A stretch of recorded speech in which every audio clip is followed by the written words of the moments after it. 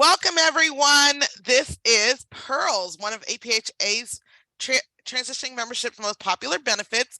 If you are in the room, you're learning about Pyrls today, and that is the topic. Hopefully, you're in the right webinar.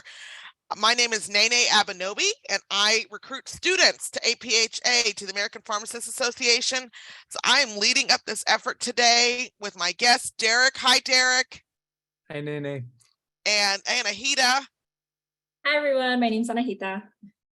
I almost said it like that, but she says it's so much more fun. So today we're going to be talking about Pyrls, and we're going to have a good time. It's going to be a very open conversation where we can all get a little bit of discussion with the founder.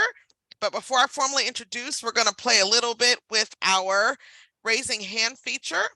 So does everybody see the raising hand feature? Raise your hand if you see your raising hand feature. Okay, everybody says it's lower your hands, and I'm going to just ask you a few questions. If this applies to you, raise your hand. So how many people do we have on the East Coast? Please raise your hand if you are in the Eastern time zone. It's 8 o'clock at night in your location. We got a lot of East Coast people, and I am in the DC area, so shout out to East Coast. Okay, lower your hands. Who is in the Central time zone? Central time zone, raise your hand if you're in the Central time zone. Okay, we got about 30 something people. So, Derek's in the Central time zone. So, okay, welcome Central time zone. Lower, who's in Mountain? I just found out that Mountain is actually one of the least populated time zones. I didn't know that. Oh, so, okay, so we have about 10 people Mountain. Thank you, Mountain people, for joining us. And who is on the West Coast? Raise your hand if you're on the West Coast. Raise your hand if you're on the West Coast. Okay, we got a handful. I know you guys are just like getting out of class. It's still like 5 o'clock there. So you might actually be out, surfing or whatever happens on the West Coast. But okay, great. And I have a couple more little icebreaker questions. Who likes dogs more than cats? Anybody a dog person? Raise your hand if you're a dog person. Okay, apparently a lot of people like dogs. We got almost half, about 40 people like dogs. Lower your hand if you're a cat person. If you prefer cats, raise your hand if you prefer cats. I'm not really into pets, but if I had to choose, I'd say cat. They seem a little bit more self-sufficient. So, okay. So, and then 2 more little questions. After this webinar, who's going to be watching the NBA Finals? Yay, raise your hand. I hope the Heat win tonight. We have a handful of people watching the NBA Finals. I'm hoping the Heat win.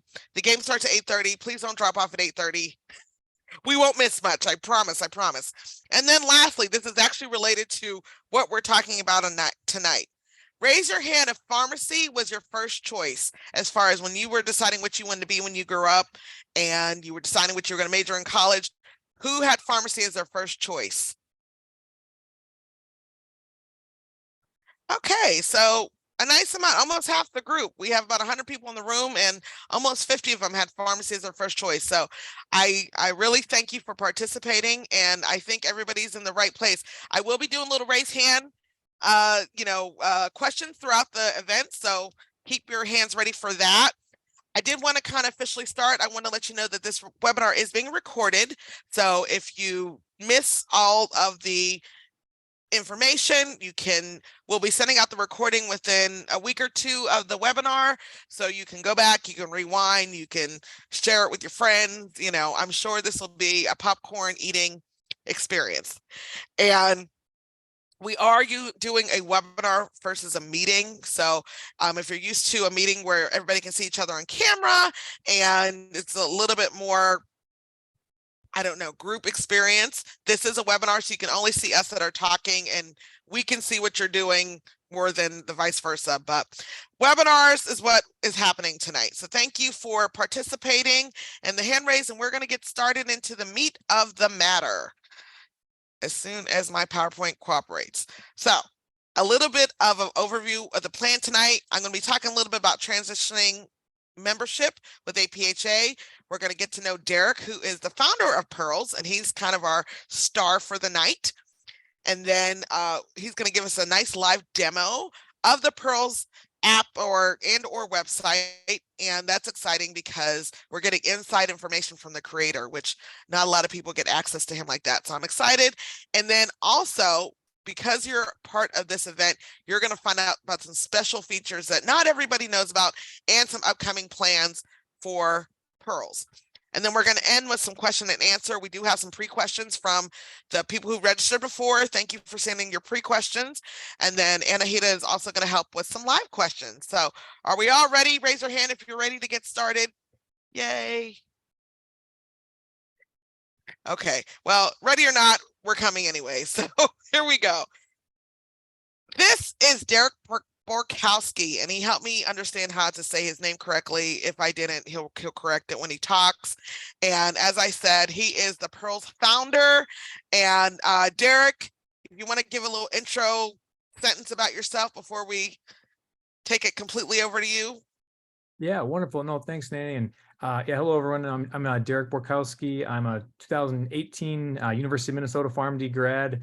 Just looking at the chats, you know, I see so many familiar faces, frankly. People have been emailing like tonight even. And so thank you all for finding time, especially I can't believe it's already been 5 years since I graduated, but like I can vividly remember coming home and passing out after APPEs, especially after a long day. So just really appreciate you all being here and, you know, the opportunity to share more and just learn more about you all too. So thanks. Well, thank you, Derek. That's a really nice intro, and I'm glad that we can connect some of the people that you've been communicating with you live. Now, how many people think that Derek looks the same on the slide and as he does in the camera? Raise your hand if he looks the same. He kind of was wondering if he did or not. Okay, Derek, we got about 25 people that think you look the same, so you might look a little bit more mature now.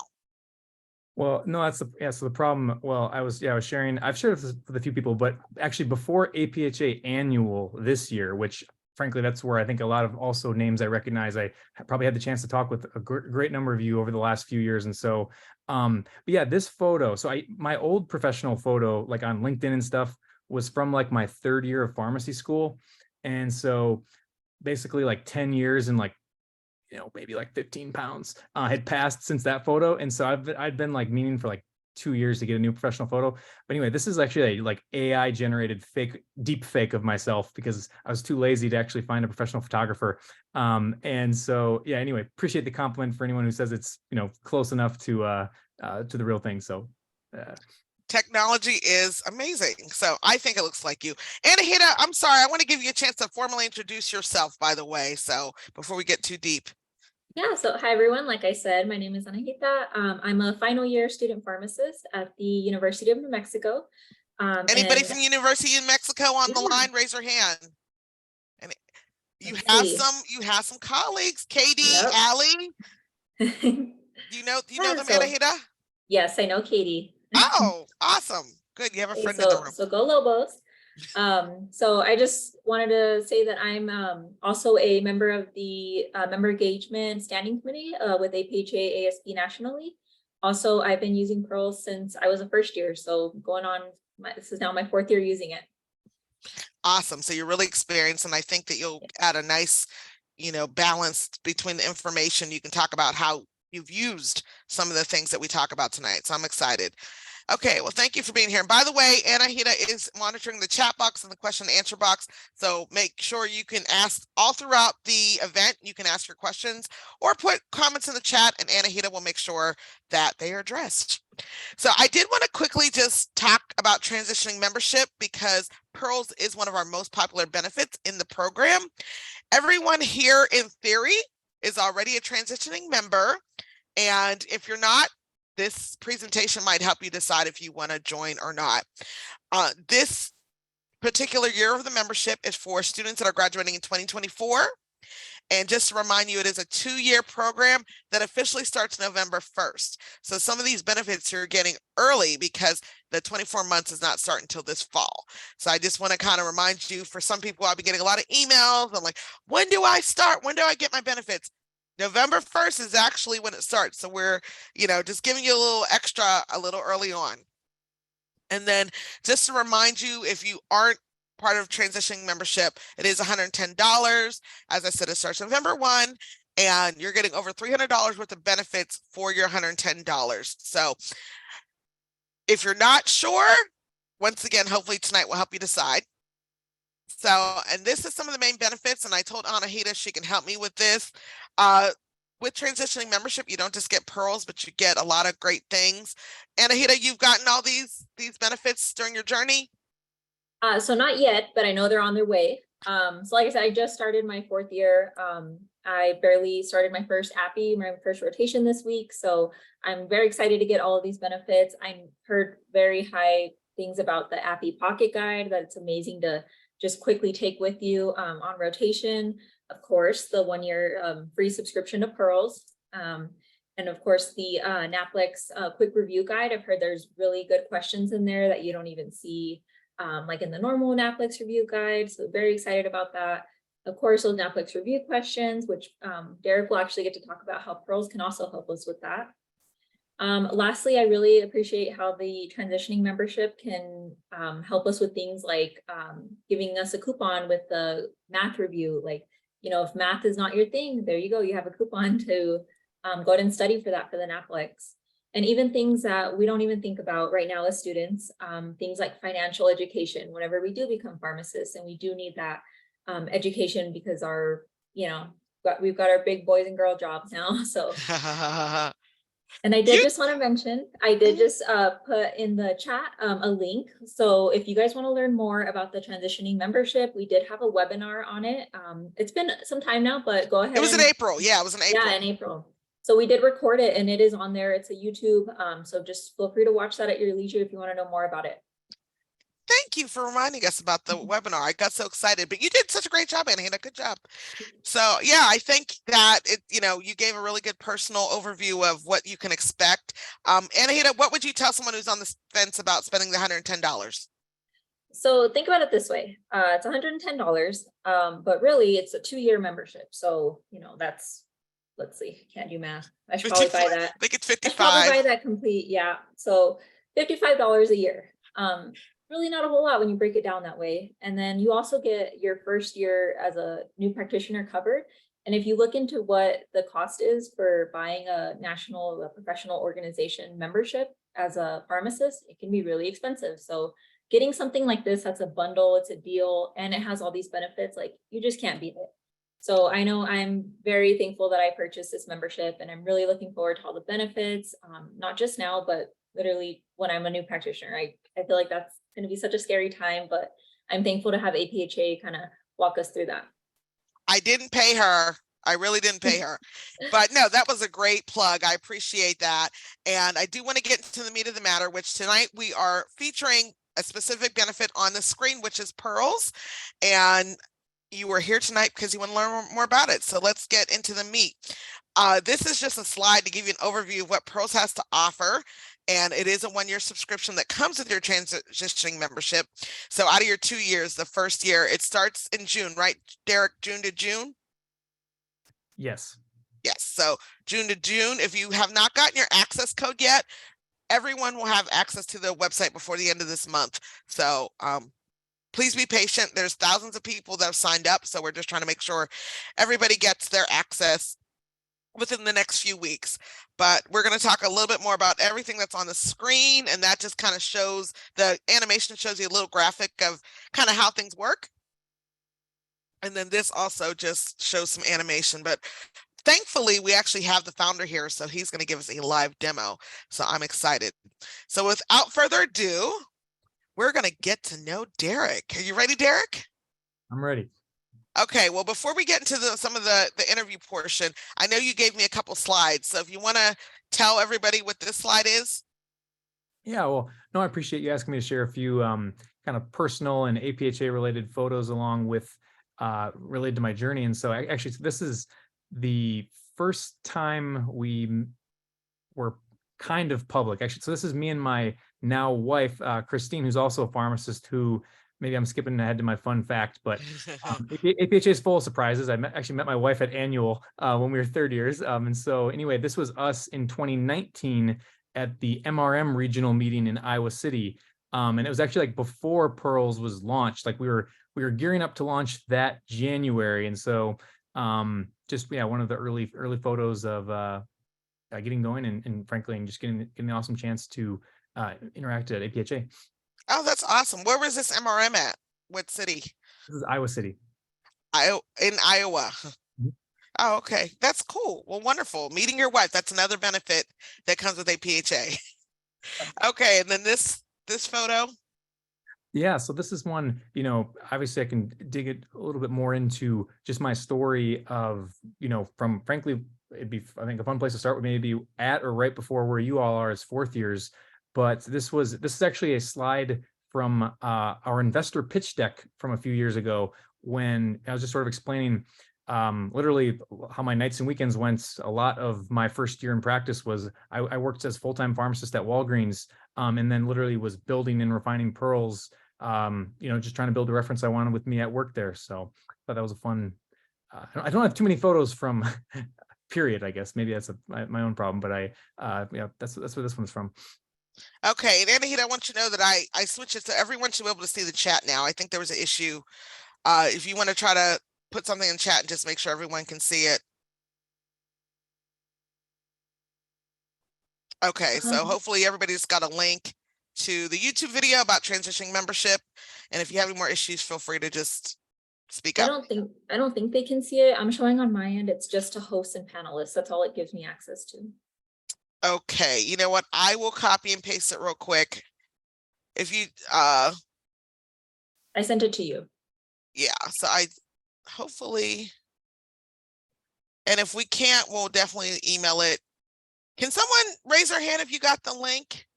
Did the YouTube link come through, please? Okay, I got at least one hand raised. If not, we can definitely email anything that doesn't go through today. So apologize for that, but I do want to keep going so we can have enough time with Derek. So thank you, Derek, for sharing some of these photos. And now we're going to just do some talking.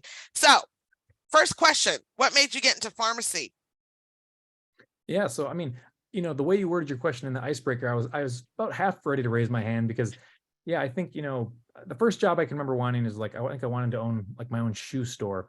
But Wow. a basketball shoe store, like a sporting goods store. Anyway, so it's related to the NBA finals tonight. But anyway, as early as middle school, my mom worked in an outpatient community pharmacy. And so I grew up in rural Minnesota, and when I visit my mom at work, I remember thinking, oh, it seems like a great setting, and the pharmacists that she worked with were always really nice to me, and it seemed like, so I remember really, like, as early as middle school, thinking, I think I want to be a pharmacist, having literally no idea about all of the just incredible amount of things that people with PharmDs are doing with their careers. I wanted to be a community pharmacist since I think as early as, like I said, middle school, and then every step along the way kept reinforcing that. Obviously, during school is when I started to learn about some of the opportunities that ultimately led me to what I'm doing now. But yeah, I think it goes back to just having been around it as a kid.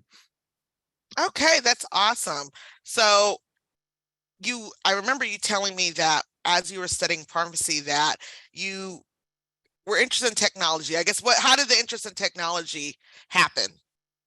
Yeah, so I always liked technology, like, as a kid or whatever. Like if there's some new gadget, I was interested, but it never really occurred to me to, I don't think I knew anybody who was a software engineer or anything like that. And actually, so yeah, I remember how this is, I think a lot, especially since with a lot of fourth year students here, you can potentially relate to, coming in as a first year and then learning about, kind of like the maze that of interest as you learn about new career paths that teach you, to the next career path, et cetera. So for me, again, I came into school knowing I wanted to be a community pharmacist. And frankly, like right now, still, if I had like 9 lives to live, I would be full-time community pharmacist in another. Probably in the next life, I think I'd want to be an ambulatory care pharmacist. But the interest that actually kind of led me to the technology route was an interest in industry pharmacy.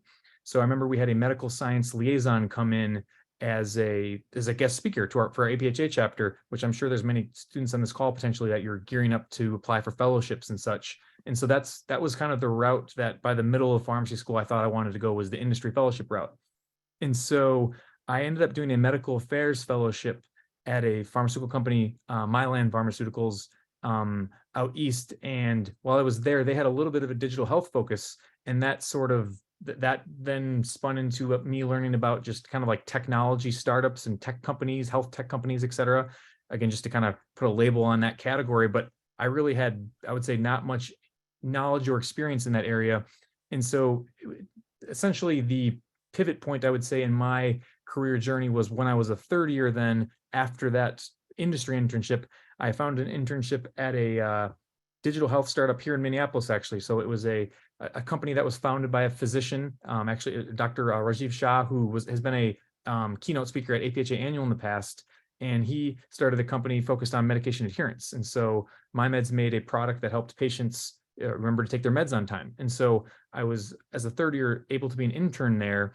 And I remember my job was mainly to keep track of an Excel database of patient instructions on different medications. So it was not very technical or complex, but I was able to see firsthand how product managers and software engineers worked together to make improvements to the app. So like they would get feedback from patients or customers using the product and then try and make changes. And then they were actually really nice and gracious. And they'd ask me, as a pharmacy student, Derek, what do you think? And so they were very open to my feedback just as as a student even.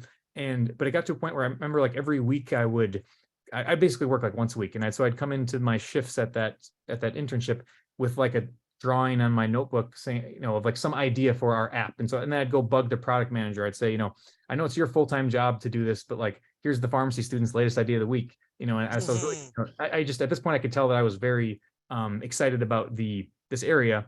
And anyway, at some point though, Nick is his name. The product manager said to me, Derek, it's really great that you have all these ideas for our app and suggestions and stuff as a student, or well, I didn't need to be as a student necessarily. But basically he's like, I think maybe you should learn some programming, and then you would know what a hard suggestion and what an easy suggestion is for us to do. Like, for example, so, Derek, if you have a super compelling reason we should change the color of a button in our app, we can actually realistically do that. But if you have an idea for how we should completely change, we should completely redo our design, even if we think even if you convince me it's a good idea, we actually can't do that. We don't have the bandwidth to just change course. We're a startup, but even if we were a big company, maybe, we can't just change course on a whim. And so he said, I bet if you learn some programming, you would understand, it'd help you make better suggestions to us about what's feasible and what's not. And so I remember thinking like, oh, okay, like, how do I do that? Because, as a third year pharmacy student, I remember just having the thought that like, to learn programming, I would have had to have been doing that as a kid or have went to undergrad, and for software engineering. But he put me on to just like, and also like as a healthcare professional, like you all are going to be and potentially are already, it didn't occur to me that you could learn something without going to school for it. Because like us as clinicians, you kind of do need to go to school because you need to see patients in order to get, actually good at clinical practice. And that kind of requires being part of an institution, to get that kind of experience. But with website development, which is ultimately the type of programming that I ended up learning, well, that takes place on the internet. And so you can literally learn it on the internet and build websites on the internet and develop that skill set. So I remember literally like the start of my third year of pharmacy school, having had no coding background, just taking like a Khan Academy course on website development and just becoming like obsessed with it. Like it was like the most fun thing to do. And to be clear, like this is something I would love to talk to anyone on this call about. If you think you have any potential interest in coding or technology, it's not necessarily like, I happen to be really interested in it. And so that's why I pursued it, I think, further. Like there's lots of, or I guess maybe two quick things I want to draw too. Programming, technology, I think to clinicians and to people in healthcare, like myself, even at the time, it seems like a unique, like technology, it seems like a uniquely opaque domain to try and learn about. Like, it's like, oh, I can't do that. Like it's programming, that's too complicated. But like, none of us as PharmDs, no one bats an eye at the PharmD MBA or the PharmD JD or the PharmD MPH. But like those are really rigorous domains that people very frequently combine their PharmD knowledge with. And so I would argue that coding is also something that you can combine your PharmD knowledge with, and it's no more difficult. It's just you have to be interested in it. Like one kind of, I don't know if I should share this, but I'm less fascinated by the business side of my business, like the quote unquote MBA knowledge. Trying to like dig into that stuff, I find kind of just like, it's just, work to try and dig into it. And so that's where with programming, anyone who thinks they might be interested, I would encourage you to try it. And again, I'm happy to provide suggestions. And if the first few hours you do it, you're like, well, then yeah, maybe it's not a good idea to go. It totally depends on your own interests and what you want to combine your PharmD with. But anyway, so fast forwarding or picking the speed of the story up here. I heading into my fourth year, I sort of knew I was probably primarily interested in going into the technology industry. My dream job was actually going to be working full time at this startup that I was interning at, MyMeds. And anyway, pretty much when I started my APPE year, at some point it was pretty clear that at MyMeds that they weren't going to be able to hire me in May. Like that was just too soon for them to expand their team in that way to add a pharmacist. And so what I ended up doing was, I was like, but the hope was that maybe they would be able to. And they still said, hey, Derek, if you have time to contribute, please, we'd love to, please, help out as much as you can, but like, we're not going to be able to pay your full-time job. And so I was like, great. Well, and actually, so really fortunately, I got to kind of pursue my next interest or my original interest. So upon graduation, I started full-time at Walgreens as a full-time community pharmacist. And honestly, that was probably one of the best things that happened because there's nothing like having your name on the prescription bottle. Like you can learn as much as you can this fourth year, but until your name is on it, like there's just a whole nother level of learning that takes place. And so I worked for about 6 months full-time at Walgreens while still working for like $15 an hour for MyMeds. And it was really synergistic. I was able to kind of apply the domain knowledge I was learning, interfacing with patients in the community pharmacy, at that job and get better at it. And anyway, I'll maybe wrap up the story there. What I did next was I went on to actually start working full-time at MyMeds after about 6 months as a product manager while still working at Walgreens as a pharmacist. And then anyway, after that's when I went on to starting Pyrls next. But that's kind of my pharmacy journey leading up to that point. And I don't know if it's applicable or relevant to anybody, but I certainly know that I found hearing other pharmacists' career paths, how they fall backwards, sideways into whatever they're doing, as something maybe you can grab a nugget from or not. And so please, if there's any, whether it's on the chat here or tomorrow or 10 years from now, if there's ever any way that my story may be applicable to what you're thinking about, please don't hesitate to reach out. That's awesome. And by the way, we will be sharing Derek's contact information at the end of this event. So if you do want to follow up like he just threw out there, you'll have the opportunity to do that. I am curious, and using your raise your hand feature again, how many people in the room do have some interest in technology along with their pharmacy interest? Wow, this is interesting how overlapping. We have at least about 30 people in the room out of a little bit over 100 that say they are interested in technology. So Derek, you would say there's still room for them to explore both passions, is what I'm hearing? Totally, 100%. Yeah. And that's where, one thing maybe I can drop in the chat too, not to derail our agenda, but I have there's another website I run called pharmacist. So APHA owns pharmacist.com, but I own pharmacist.dev. .dev.dev. So on there, actually, at some point I had written like a post for what people would ask about how do I start learning programming, just kind of on my own experience. And so anyway, but I'm just sharing that just because I have some more extended thoughts there, but please reach out to me too if my experience could be relevant to anything that anyone's thinking about. Pharmacist.dev. I love it. A little more inside information. And to just keep the story going so we can get to the demo, what made you choose the name Pyrls? Yeah, so literally, as it's funny when I talk to anyone in healthcare, they immediately, get it. That's a pun on clinical pearls. Literally, it was honestly not too much more thought out other than I liked the word pearls, and it's I think it was kind of inspired by Lyft, like the ride sharing app. Like with the word, the letter Y.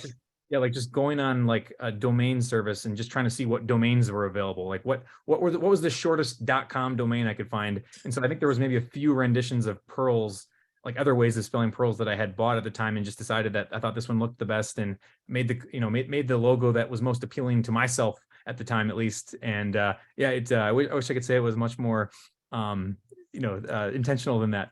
Okay, well, no, thank you for giving your background. And just to keep, as this is a 1 hour event, we want to make sure we get to the meat, which is the demo. So I will let you share your screen now. We'll get right into the live demo. And while Derek is pulling that up, did anybody else, you can lower your hands, by the way, for the few people that still have their hands up. And we'll let Derek get into the live demo. I was just saying, did anybody hear the story before about Derek before today's event? I was just curious. There's a few people who had heard this story. Well, we're trying to give you an inside track, so thankfully it's new to a lot of people. So thank you, Derek, for sharing that. Yeah, that was maybe a little too, or I maybe as I'm sharing the demo, I can actually maybe wrap up the story a little bit further too, which is to say, when, like, one question I kind of like to joke and ask, it's a little bit self-deprecating and maybe a painful thing to ask, but does the world need another drug reference? I don't, that's a great question, right? Like, do we need another, like, Pyrls? Why the hell do we need Pyrls? Don't we have other resources already? Aren't they fine? And literally, that was not a question I was asking myself when making it in the first place. So the original version of Pyrls, so right now you're seeing the website, and we have both a mobile app as well. And so all the content is shared across both. Any account you create, you can log into both the iOS and Android app and the website. And yeah, where it started was when I was a 4th-year APP student on my community rotation. I was lucky to be at a pharmacy, a community pharmacy site where they had the APPE students set up at the counseling station the whole 5 weeks. And so my job when I come in from start to finish was just counsel. And so I remember my school provided us with micromedics, and I think the in the pharmacy had Lexicomp. And so I would, before each counseling session, I'd try and quickly race to read up on the drug or prepare what I should counsel. And then I would ask, I would still end up asking my preceptor, what should I actually be counseling on? I still, there's too much information. What do I need to know to counsel this patient in that short, encounter that I get to be the most highest impact? And then my preceptor would just tell me some points, and I'd be like, well, great. Why couldn't I have just looked up what you just said in Lexicomp or micromedics? Why wasn't that bolded somewhere?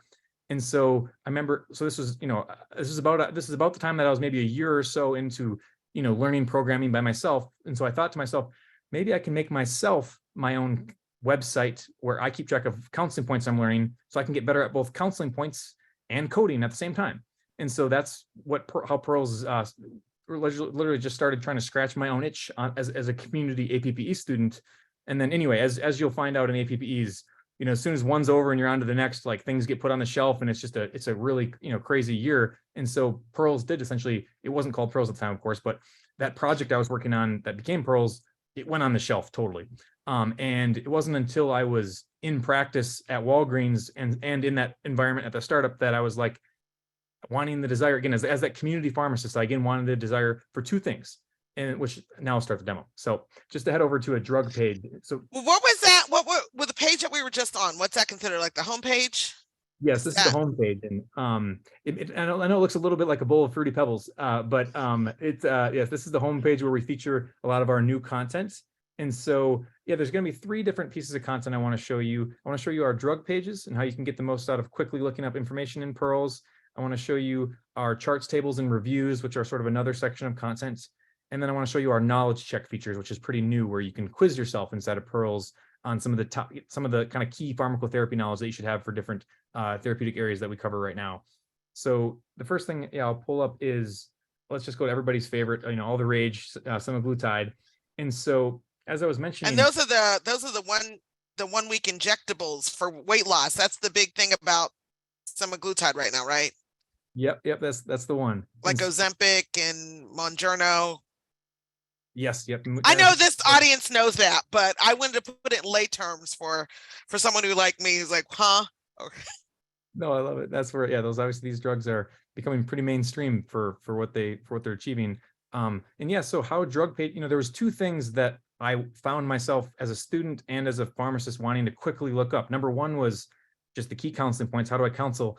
But then the second thing was, I would see a drug show up on the screen that I need to review or verify, or on a patient's med list, and I would know what it's indicated for. Like, I know semaglutide is for diabetes, but is it first line? Is it second line? And you can't actually read that inside of other drug references. And so what we like to say about Pyrls is it's a quick reference for how to use the drug, not just everything about the drug. And so we have, on our drug pages, you can quickly look up general information, and then the counseling points are the big thing that I think, like I mentioned, was one of the main pain points I was trying to solve in the first place. And so you can read some quick general counseling points. You can read more about why this is. You can go to the reference where it came from. We're looking at oral semaglutide here, but if I toggle over to Ozempic, for example, also under the counseling section, you could quickly pull up the administration guide if you want to go through that. If you want to open the link and share it, we make all that quickly available. Just to buzz through some of the other sections, I think they're pretty self-explanatory, but you can quickly look up dosing information. And then our clinical section, that's going back to what I said about, what's the place in therapy of this drug? And so here, for example, these are the key things you should be thinking about to determine if this drug's appropriate or not. And so here we summarize, according to the latest ADA guidelines, what's the place in therapy of GLP-1s compared to other anti-diabetics, and what are the pros and cons, advantages. And then lastly, we have a catch-all safety section here as well. Yeah, and so that's that's kind of the gist of drug pages. Just to highlight two more things on a drug page, we do have a full. So we have. I think maybe getting a little bit of mixed messages. So we have coming up on 800 drug monographs actually in Pyrls. We still say 500 just because we like to overpromise or underpromise, overdeliver. But that number is probably going to be reflected soon. And because one of the big things is Pyrls started with sort of like, what drugs did we start with? We started with the fast mover rack at the outpatient pharmacy. And now just this week, we're rolling out more inpatient drugs into Pyrls as well. And that's something I know we've got a lot of really great questions about. I see one in the chat. We do not include veterinary drugs. Also OTCs, we have some OTCs, but not that's OTCs, chemo drugs. Frankly, we do want to cover them all. And it's just, we're sort of working out from kind of the core curriculum, frankly, that a pharmacy student or a generalist may need. And really excited to cover more as we keep growing the product. So if someone's on a rotation, I just want to make sure that we kind of show the practical use. They're on a rotation, they're talking to a patient, they would pull up the page that you just showed, right? And if the patient has questions, this would be a way that they could quickly get to the information. Yeah, that's one way of using it. The other, right in the same vein would be you're preparing for a counseling session. You have a whole med list you're looking at. You need to go sit down with the patient. You could quickly use Pyrls to, oh yeah, what are the key points I need to look up for that, for each of these drugs quickly? Oh yeah, great. I think that is one of the great use cases for it. Studying, certainly, just in your nights and evenings around APVs, what did you struggle with today? Maybe Pyrls can help you be a resource for getting just refining, just passively studying, off of the drug pages and content for yourself. I think those are some of the main ones. Okay, great. And then just a quick question, Derek, since you kind of answered it just now, I wanted to touch on it. It was a question in the Q&A. Do you expect to add more vet meds and OTC medications in the future? I know you said they're not on there right now, but looking in the future. Totally. No, I love, and like, this is, even hearing the questions are so helpful for how we prioritize what we do next. And so oncology or OTC medications for sure are, so basically more inpatient oncology and OTC is what's on our roadmap for the rest of this year. Veterinary medications, I would expect, we're not going to stop ever adding medications. And so I would expect that it would be obvious for us, maybe after these existing big sets that I just mentioned, would look to adding things like veterinary medications. Also, Diane, I really appreciate the question about CGMs. Device pages is something we want to add in as well. So I think that's, hearing You're giving good suggestions. The sounds like the group is giving you some good ideas on what direction to go in next. And we read every piece of feedback that comes into our feedback channel about what content to add next. And it's so helpful. It's so helpful. And I know one of the pre-questions someone asked is how come they get involved? Literally the feedback that people provide, we read it all, and it's so helpful as we prioritize. That's awesome. Well, we got about 10 more minutes to get through any more features that we want to show. Okay, well, let's see if I can do it in 2 or 3 minutes. So, this is pretty self-explanatory. It's a drug interactions checker, so you can pull it up right on the page if you want to. And this concludes. How did you get to this page, by the way? I think I might have missed. Oh yeah. How you got to this square, this like pop-up. Excellent. So yeah, so this is the drug interactions checker in a modal. And so when you're on any drug page, you can just click the check drug interactions button to pull it up. Or it's also something that's available, you can go directly to it from the navigation in both the website and the mobile app. So either of those two ways are how you can get to the drug interactions checker. The next feature I want to just highlight is our charts and tables and reviews. And so there's a library of charts, tables, and reviews. Again, they also sort of are, again, related to, we're building out the content library related to chronic diseases and then moving outwards from there. And so a lot of the content that's in these tables now is, more heavily covers chronic diseases more than other conditions. But as we add the drug pages, that's something we want to keep building out as well. I see a question about Control F on there. You can definitely Control F on pages themselves, but building a better search experience, I definitely think is something that I personally want us to build in, and we are working on something in-house right now to help searching become easier. So, but anyway, let me, while we look at that, I'm going to pull up. What does Control F do? Oh, it would allow you to quickly find, like, if there's a keyword you're looking for on a big blob of text, you can jump right to, does this page say anything about metformin, and Control F, and I can type in that drug and jump to that part of the page. So okay. Yeah.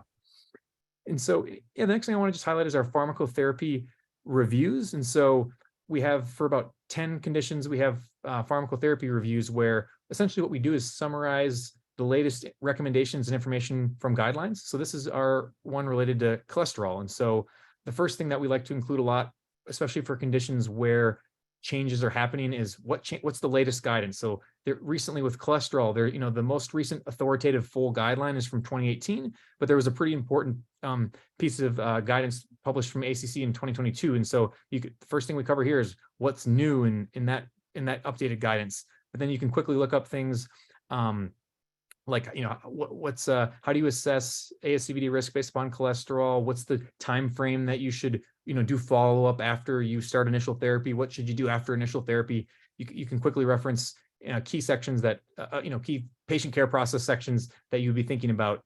And then with each pharmacotherapy review, we also have our charts, which I know are really popular. And so here's where, as concise as possible, we try and make study charts available, or studies or reference charts available for walking through the workflows and the algorithms that the latest guidance is describing. So there's an example of that. And so again, we have tons of charts across tons of conditions and different things that you may want to study.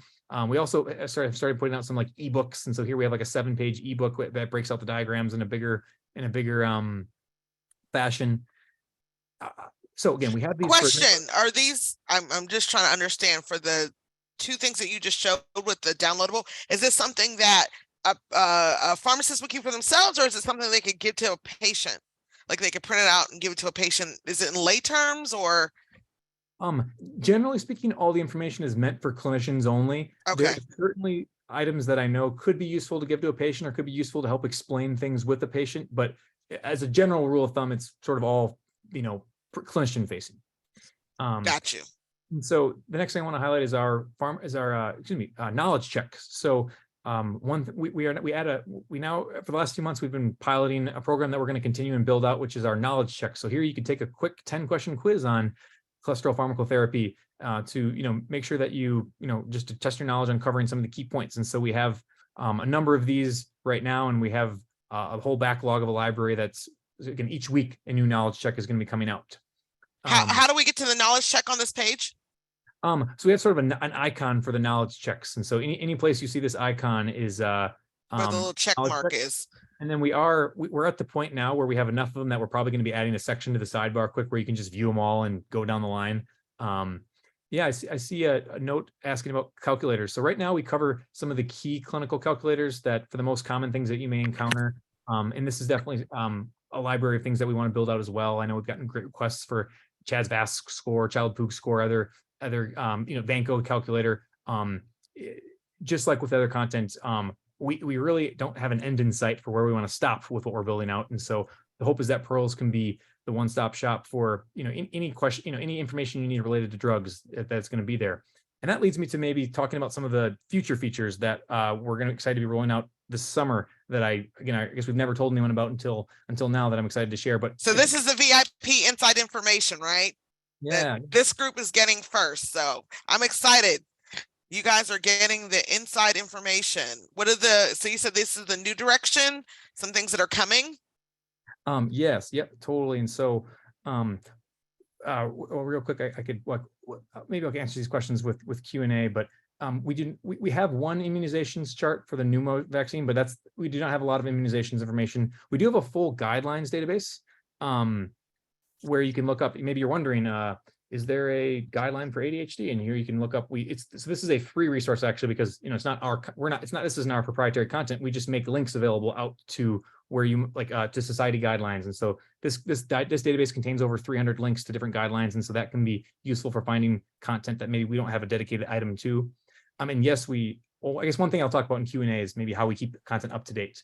But with that, so some of the new features. So something that we just added a few months ago is we want to make Pyrls a lot more personalizable. I think one of the issues I find with existing references is that they are sort of general and one size fits all. But when it comes to information that you locally may be relevant to you, either your organization, your institution, your region, or even your own, learning and knowledge that you want to have, existing references don't really meet that need. And so we recently added this feature called lists, where you can prepare, lists of Pyrls content that may be related to helping you with your workflow. So we've seen really creative, this is a favorites list, but you can create your own list and name it whatever you want. We've seen people create lists for all of their tests they're studying for and put Pyrls content on it. We've seen pharmacy students who work at CVS on Tuesday and the hospital on Saturday create their separate favorites list as basically their quick tool belt for those two different settings. But the big feature that we're going to be rolling out, I don't mean to bury the lead, this summer is we're adding essentially a Google Drive-like feature right inside of Pyrls. So it's going to be called Pyrls Library, and it's where you're actually going to be able to upload your own charts inside of Pyrls. And so, whether it's lots of people have said, hey, can you create a version of this chart or that chart? So we're going to be adding the ability that right inside of Pyrls, right alongside Pyrls existing content, you can, so say you start using Pyrls as a first year or as a fourth year, if there's a great slide deck that you've had during lecture, you can upload that into Pyrls, and then you can reference that for the rest of your life. It's going to be free for you to pull up inside of Pyrls. If there's a local drug shortage list, you can upload that PDF into Pyrls. If there's, you can, and on the mobile app version of this, you're going to be able to snap photos or upload things from your phone files that you want to store right alongside your content inside of Pyrls. So I think that's one of the features we're really excited about, is that Pyrls can essentially be where Pyrls, us, the company, we provide you the authoritative, information, that we summarize, information from guidelines in the FDA, but then you can put your own information alongside it. And then it's kind of the one-stop app and website for you to hold all of your information from now until the end of your career. Okay, that's awesome. So customizable. I like how it was under the favorites, right? Under list, where we could make our own. We can customize the different sections that work well for different settings or different conditions. Is that what in the corner? Can you point out again how you got to the customizable? Yeah, so the current customizable feature we have is the lists feature. And so yes, it's right over here on the left-hand side of the navigation.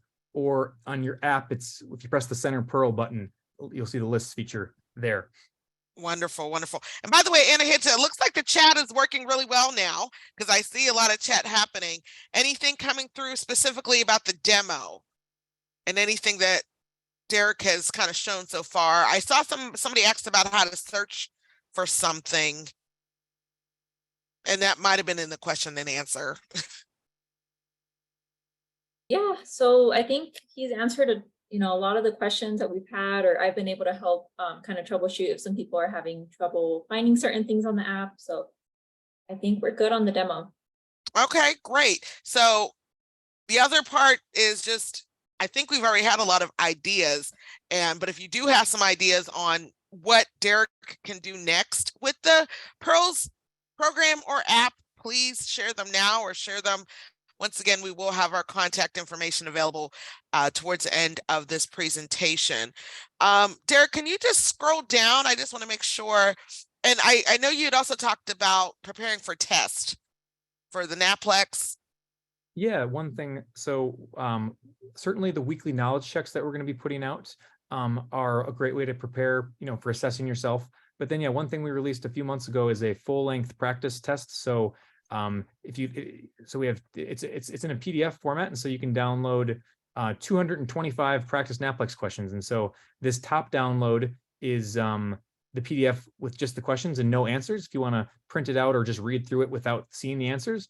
But then you can also download the bottom version, which explains all the answers to you as well. So you can, so again, I know this is going to be a super expensive year for many, with having to travel for residencies and job interviews, having to pay for, test prep, licensing is super expensive. And so, frankly, what's cool about what I'm really excited about with our business is we're incentivized to, we have the same incentives as you do. We, test prep companies essentially need to extract all the money they can, at the moment that you're taking the NAPLEX. But for us, we care about the longitudinal relationship with you and being your information source for the rest of your career. So that's where, like this, for example, is a totally free inside of Pyrls, free 225 practice NAPLEX questions. And I expect we're going to keep adding more, especially by the time, the class 2024, when you come around to your exams. So that's the feature I wanted to highlight with that.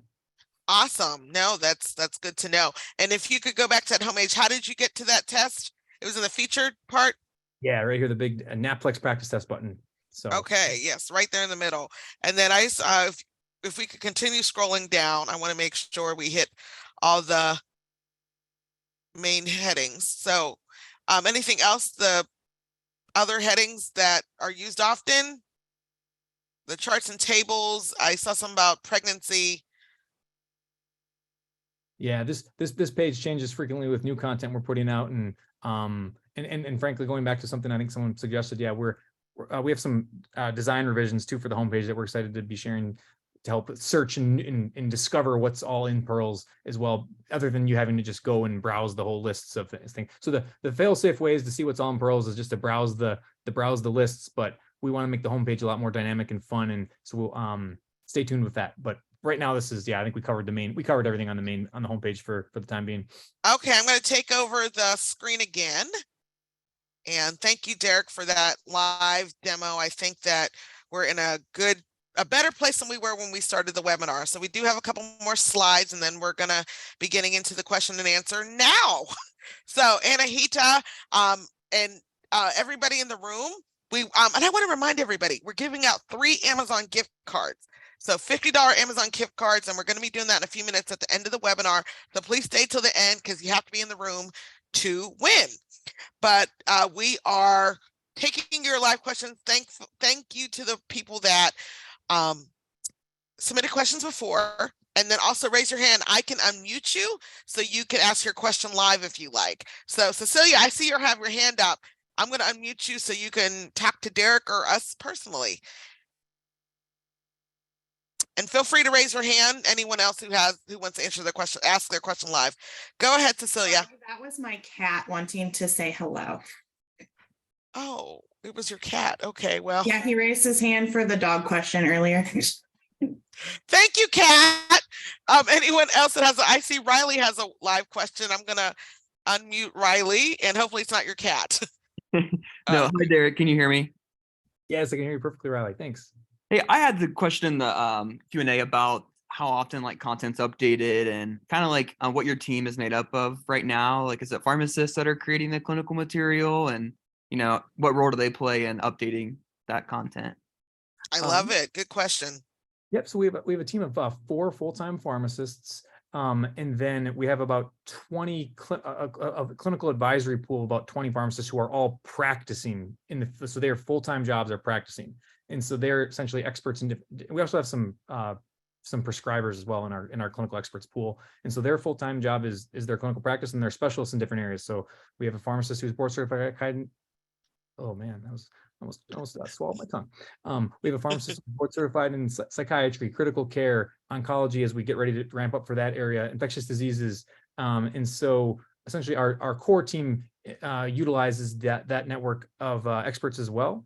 And then, with content, actually so we maintain and review each page monthly, but it's interesting. One thing I was, it's really surprised by when I started this is I was thinking it's gonna be impossible to maintain this information. But the primary source of all information in tertiary drug references, most of the information is coming from FDA product labels, things you'd find on DailyMed. And with new drugs, that information is very accurate.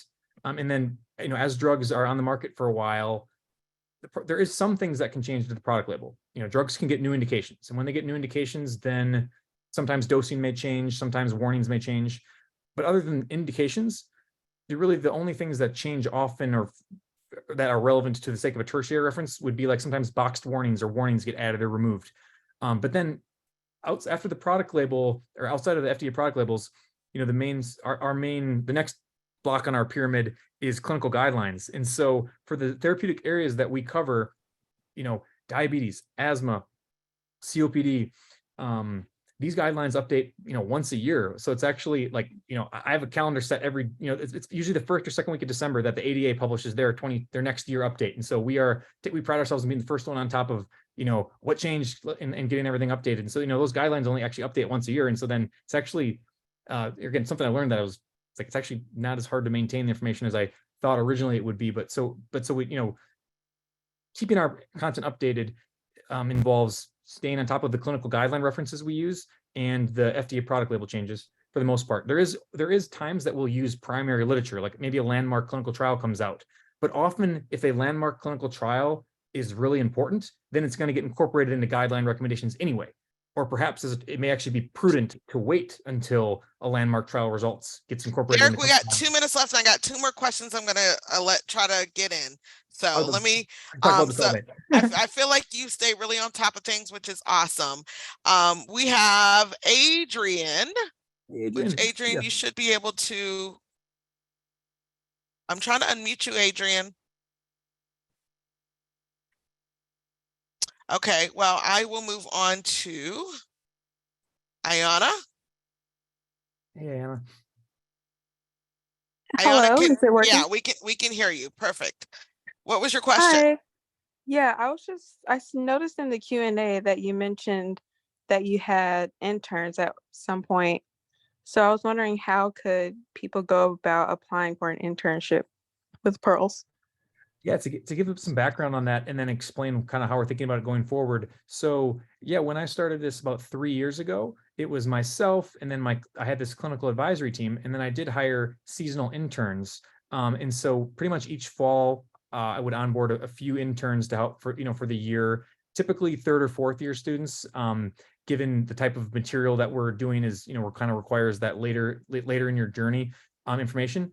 One thing that started last year though is last year we started with 3 schools with APPE students, and then this year actually we have a whole slate of APPE students. So frankly, if I'm being perfectly honest, right now we want to get our intern program back up for this fall, but just as a relatively small team still, our top priority is making sure we're giving a world-class experience to our APPE students, and then having the longitudinal interns beyond just an APPE block has been super valuable. And so I do expect that we want to get that going again. And so what I would love is if anyone's interested in that, please be connected with me. Just email you. Yeah, email me, be connected with me on LinkedIn. That's where, we'll be sharing it for sure once things go up, is on LinkedIn. But it's frankly, we're whiteboarding it right now, how we're going to be mapping it, fitting in people throughout the year, given the kind of exponential increase of APP students we have this year. Okay, Anahita, is there anything that we can quickly answer that you saw in the chat box, or you want to directly ask Derek?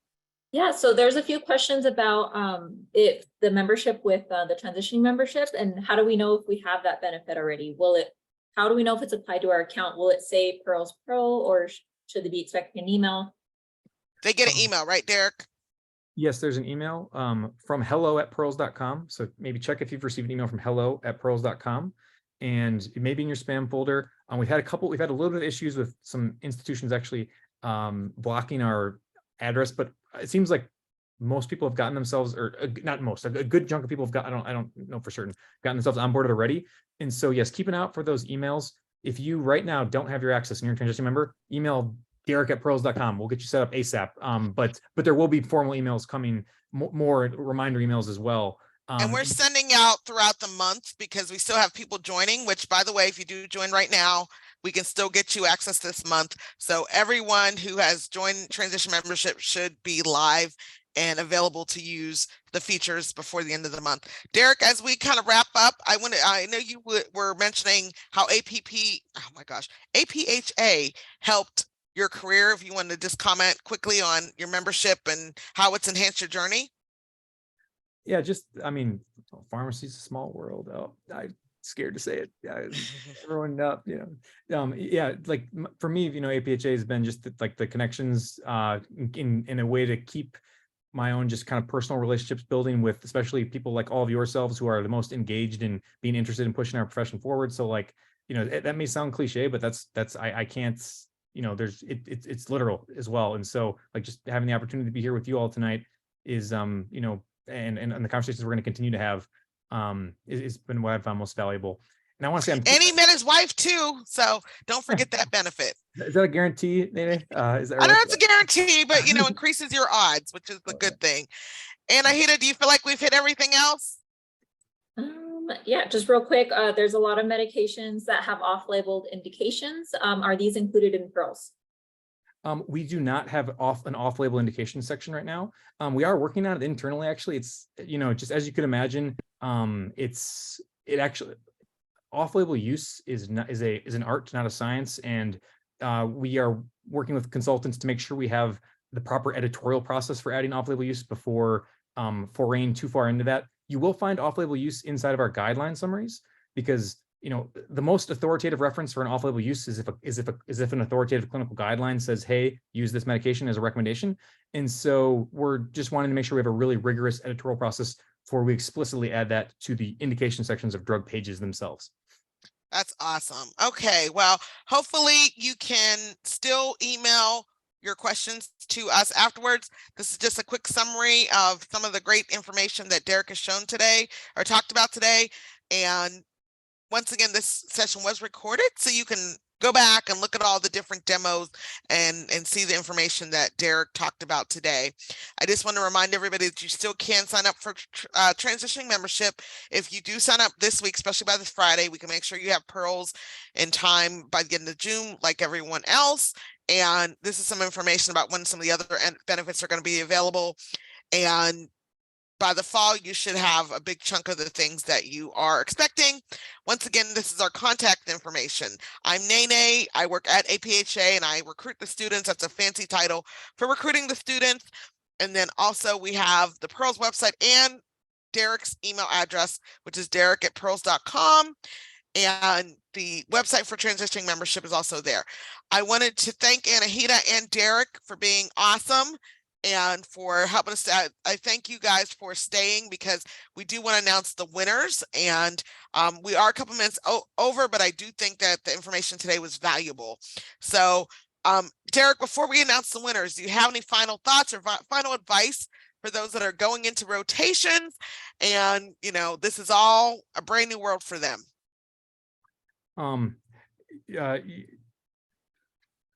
Try and don't be afraid to solve problems you're seeing. So you see a problem and you wonder why no one solved it.